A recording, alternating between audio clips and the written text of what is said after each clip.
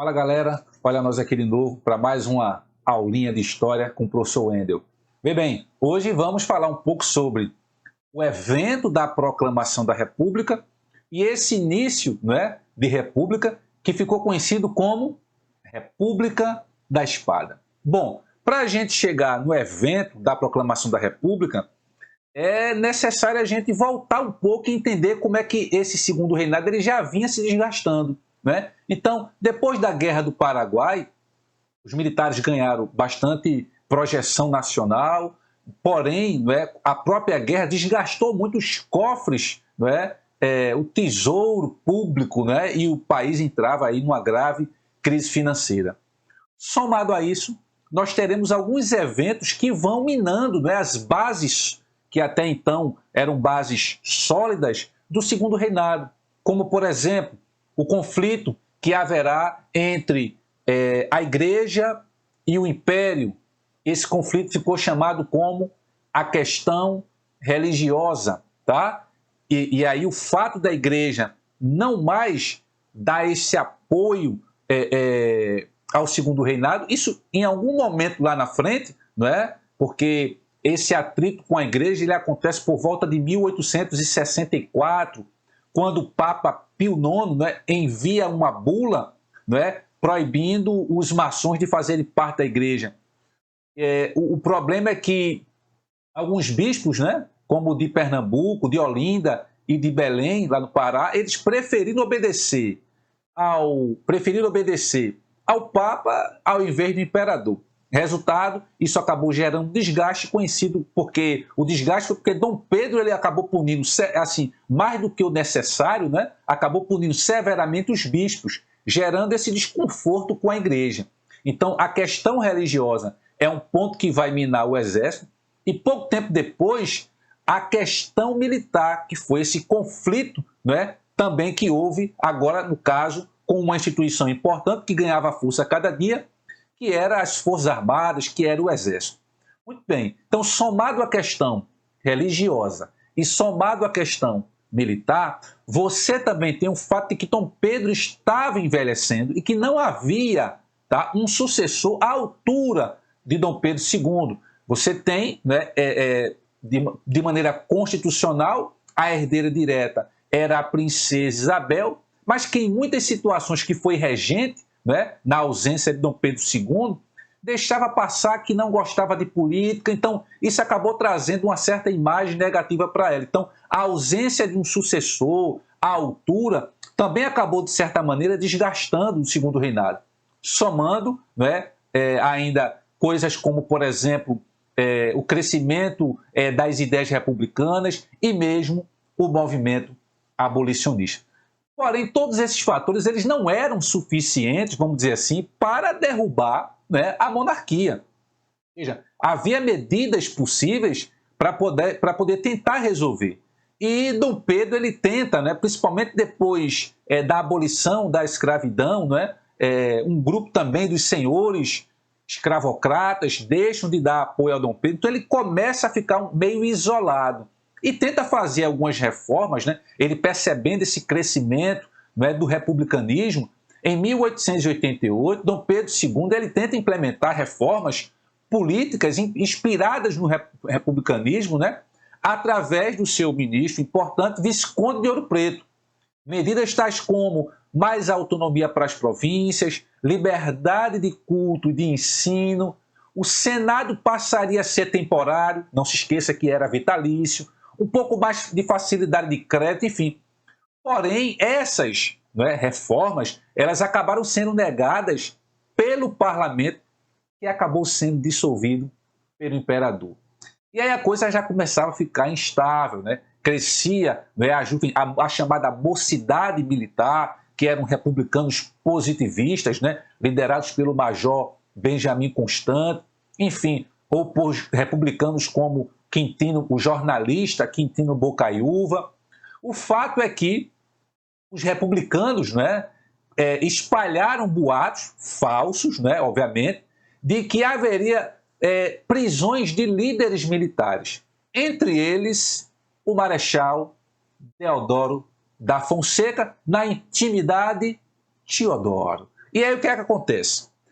Teodoro, ele era monarquista, inclusive amigo de Dom Pedro, né? Ele chegava a dizer que devia muito, tinha um débito, né, com relação à monarquia, a Dom Pedro II, e chegava a dizer que pior, né, seria estar sem a monarquia, né? Então, assim, se com a monarquia havia alguma dificuldade, pior seria sem ela. Ele comumente chegava a dizer isso daí. O fato é que esse boato da prisão, né, ele acaba chegando até Deodoro, que estava meio até adoentado, já estava velho e vinha com alguns problemas de saúde.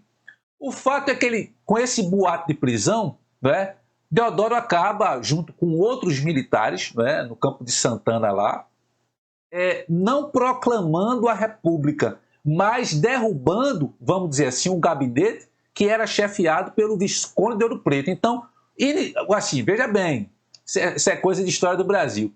O 15 de novembro de 1889, na verdade, não foi a proclamação, não foi a derrubada da monarquia. Eu não entendi o que ele falou. Mas foi a derrubada do ministro, o Visconde de Ouro Preto, né? E ficou por isso mesmo, tá? Até que Deodoro, quando sabe, e isso aí era um boato, né? Isso era um boato, ele sabe que Dom Pedro II colocaria no lugar do Visconde de Ouro Preto um desafeto de Teodoro, que era Gaspar Silveira Martins, né? Esse desafeto aí tem relação, né, com mulher, porque no passado a mulher que Teodoro ele queria ficar, enfim, ter relacionamento, na verdade essa mulher, quem ficou com ela foi Gaspar Silveira Martins. Ambos eram do Rio Grande do Sul, né? E isso acabou gerando um desafeto. Teodoro ficou meio chateado, né? Perdeu aí a mulher para um rival. Quando ele soube, e aí era um boato, não era verdade, de que Dom Pedro ele colocaria para o novo chefe do gabinete, no lugar do Visconde de Ouro Preto, que seria aí o Gaspar Silveira Martins, um desafeto de Teodoro, aí ele dá uma parada e diz, não, aí já é demais, né? Diga lá ao povo que a República foi proclamada, algo mais ou menos assim, mandou um recado. Então, no final das contas, né, o 15 de novembro nada mais passou de um golpe militar.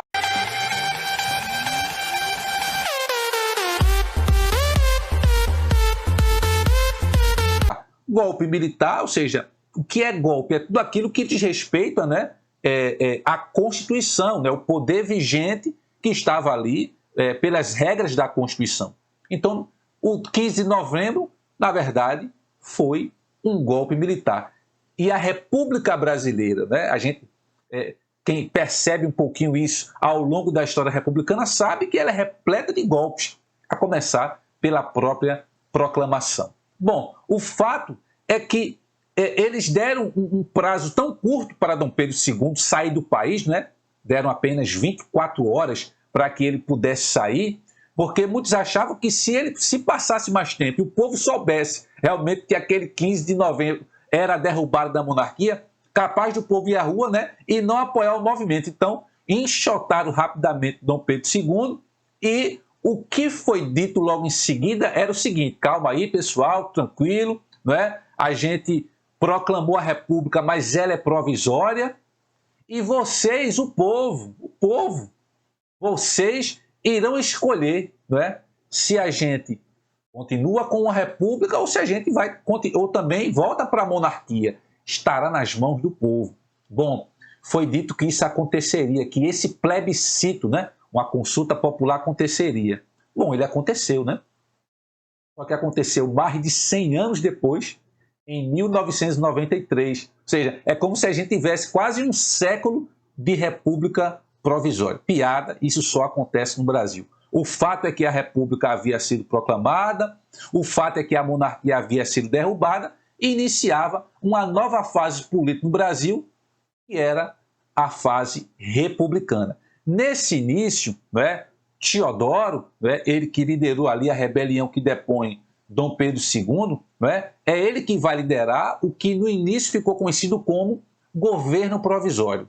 Veja, gente, não tinha hino, não tinha bandeira, não tinha nada. Né? A bandeira que eles colocaram, que durou poucos dias, foi a bandeira dos Estados Unidos e eles mudaram apenas cores. Né? Não havia nada planejado. Isso precisa ser dito. Não havia.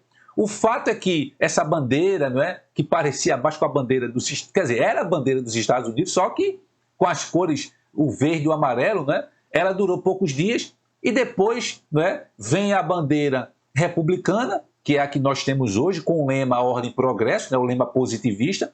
Essa bandeira, na verdade, era idêntica à bandeira do Império, com a exceção de que foi tirado, né, o brasão ali da família real e colocado no lugar o lema, não é, positivista, ordem e progresso. Enfim, nascia aí a República Brasileira. Né? E assim, inicialmente você tem alguns projetos, né, diferentes projetos republicanos. Tá? Então, você tem o republicanismo positivista, né, que era aquele que queria um Estado forte, centralizado. Esse é mais liderado pelos militares, como Benjamin Constant. Tá?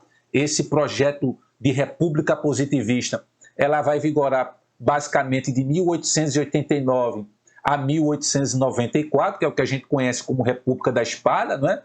Havia também o projeto da República Liberal, esse mais federalista, tá? Predominantemente apoiado pelos cafeicultores paulistas, e prevaleceu esse projeto de 1894 a 1930, né? É a chamada República Oligárquica. Teve como um dos principais líderes o jornalista Quintino Bocaiúva. E a chamada República Jacobina, essa praticamente não teve força, porque ela projetava uma formação de uma república com forte participação popular e favorável à criação de medidas de alcance social. Na verdade, essa pouco durou, tá? Bom, então, desses projetos aí, o que a gente vai ter é o projeto positivista, que vai vigorar durante a República da Espada, e depois o projeto liberal dos cafeicultores, que vai durar praticamente o restante de 1894 a 1930, é a República Oligárquica. Bom, durante essa fase, né, provisória de Teodoro, né, esse período a gente chama ele de República da Espada, né, ele vai de 1889, como eu falei, a 1894, esse início, é o período em que o Brasil ele foi governado por dois presidentes militares. De um lado estava o Marechal Teodoro da Fonseca e do outro o Marechal Floriano Peixoto. O fato dos dois serem militares, né, e a espada ser o símbolo dos oficiais, isso acabou ficando conhecido como República da Espada. Bom, na fase provisória, né, Teodoro ele realiza algumas medidas, como, por exemplo, o cancelamento de instituições imperiais e realiza alguns decretos republicanos. Né? A gente tem já na fase provisória a separação entre Estado e Igreja, né? A criação, por exemplo, do casamento civil. Tá? E essa fase ela seria provisória até o momento em que um documento importante ficasse pronto. Que documento era esse, gente? Muito bem, era a Constituição. Então, enquanto a Constituição estava sendo elaborada, a fase ela era provisória. E foi na fase provisória, tá, que foi elaborada a Constituição, que ficou pronta em 1891. Né? Essa Constituição ela determinou alguns pontos importantes, como o Brasil seria uma república federativa, com autonomia para os estados, haveria 3 poderes, não mais 4, né? Aquele quarto poder moderador que era do Império, ele caiu porque não tinha mais imperador, então eram 3 poderes, o executivo, o legislativo, que era bicameral, e o judiciário. Tá? Porém, é uma Constituição e uma república que nasce com praticamente pouquíssimos direitos para a maioria da população. Direitos políticos, né? Porque o voto, que é, vamos dizer assim, uma arma importante do cidadão, o voto ele estava restrito a um número muito pequeno. Não é? Era o voto universal masculino para homens, masculino para homens, obviamente, acima de 21 anos alfabetizados, né? Ou seja, com isso aí você excluía cerca de 80% da população brasileira que era analfabeta. Então era um projeto elitista, um projeto para beneficiar uma minoria, tá? Estavam excluídos aí mendigos, padres, religiosos, né? Que faziam parte do clero regular, como frades, monges, soldados, né? Não estava na letra da lei, mas subentendia que também as mulheres, né? Porque o fato de ser o voto masculino, que as mulheres também estavam excluídas do voto. Essa Constituição, ela determinou que para o primeiro presidente seria voto indireto, e quem acaba vencendo a eleição é Teodoro, né? Ele vence para presidente e Floriano Peixoto para vice, né? Enfim, e Teodoro, ele tenta implementar algumas medidas, né? Ele monta um gabinete ali, e uma das pastas mais importantes, sempre é de um governo, é o Ministério da Economia ou o Ministério da Fazenda, né? E nesse caso, ele chamou o intelectual baiano Rui Barbosa para chefiar a pasta da Fazenda. Rui Barbosa, ele cria, né, uma reforma, ele propõe uma reforma financeira, mas que acaba não dando certo, né? Acaba gerando uma crise. Essa crise, ela é conhecida como a crise do encilhamento, né? A ideia era até interessante, emitir papel moeda, né? Ou seja, fazer dinheiro, gerar uma linha de crédito, né? E emprestar, né, aqueles empresários que iriam construir, né, fábricas, indústrias. Um dos projetos era a ideia de industrializar o país. Porém, esses que pegaram os empréstimos, os financiamentos, criaram empresas, mas empresas fantasmas, né? Isso acabou gerando um problema sério, porque essas empresas que estavam na Bolsa de Valores, né, entrou ali para funcionar no mercado, muita gente comprou as ações dessas empresas. Quando descobriu que as empresas não existiam, né, gerou um grande problema, porque as ações despencaram, passaram a não valer nada, né? Ou seja, essa crise acabou gerando desgaste político para Teodoro e, obviamente, um desgaste financeiro. Essa crise, ela acabou sendo chamada pela oposição como a crise do encilhamento. A crise foi tão grande, né? E Deodoro, ele tenta agir energicamente, porque a oposição dos cafeicultores era muito grande, né? E ele acaba tentando fechar, dissolver, né, o parlamento, ou seja, estava começando a agir de maneira autoritária, faltava o tato político ali para Teodoro, né, governar esse momento difícil. O fato é que a Marinha acaba se rebelando, né, aponta os canhões para a capital, para o Rio de Janeiro, e diz o seguinte: Teodoro, ou tu sai, ou a gente vai meter bala na capital do Rio de Janeiro.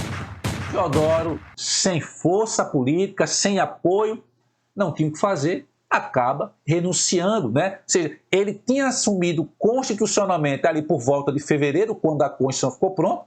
Em novembro, chegou a nem ter um ano de mandato, né? Em novembro, ele renunciou pela pressão aí dessa revolta da Marinha, que ficou chamada de a primeira revolta da Armada, né? Quando o presidente renuncia, quem assume? O vice-presidente, que era o Marechal Floriano Peixoto. Ele deveria assumir, como Teodoro renunciou com menos de um ano ali de mandato, a Constituição, na verdade, ela determinava que o vice assumisse e convocasse novas eleições. Floriano, ele não faz isso, né? Ele segura ali. E uma das primeiras medidas dele é popular, né? Ou seja, ele diminui o preço dos aluguéis, né? Ele tabela o preço de alimentos importantes, né? A carne, né? O pão, o feijão, alimentos que eram importantes ali para a mesa do brasileiro. Isso, né? A redução de impostos, na verdade, sempre é uma medida ali bem populista. E é o que ele faz. Porém, né? Ocorrem reações a essa medida anticonstitucional dele continuar, né, no governo. É tanto que surgem, né, revoltas no seu governo, duas em destaque, né? Uma é uma nova revolta da Marinha, que é a chamada Segunda Revolta da Armada, e outra é mais uma briga política lá no Rio Grande do Sul, que é a chamada Revolução Federalista. Floriano, ele foi chamado, né, o consolidador da República, foi apelidado de o Marechal de Ferro devido à firmeza de suas atitudes em relação aos seus opositores, tá? E aí, assim, vamos falar um pouco desses levantes armados aí contra o governo, né? A Revolta da Armada, essa segunda é de 1893, liderada pelo almirante Custódio de Melo e Saldanha Gama, né? A Marinha, que estava ali numa posição secundária, estava insatisfeita, né? Queria, na verdade, um governo parlamentarista, acusava Floriano de ter um governo inconstitucional, e de fato ele tinha, porque a Constituição dizia que ele teria que convocar novas eleições e ele não fez isso, né? Por isso que a Marinha se insurge. Obviamente também há as questões políticas aí por trás. O fato é que a Marinha não só ameaçou, como bombardeou a capital do Rio de Janeiro, né? Que era o Rio de Janeiro. E Floriano não cede, né? Ele reprime duramente, compra navios no exterior, né? Tem o apoio dos cafeicultores e consegue reprimir a revolta. Não à toa que era chamado Marechal de Ferro, tá? E aí ele consegue conter, né, essa segunda revolta da Armada. No mesmo ano, em 1893, vai estourar, né, no sul do país ali, uma revolução que é a Revolução Federalista ou Degola, tá? Ela aconteceu de 1893 e foi até 1895, ainda passou um pouquinho ainda do governo de Floriano.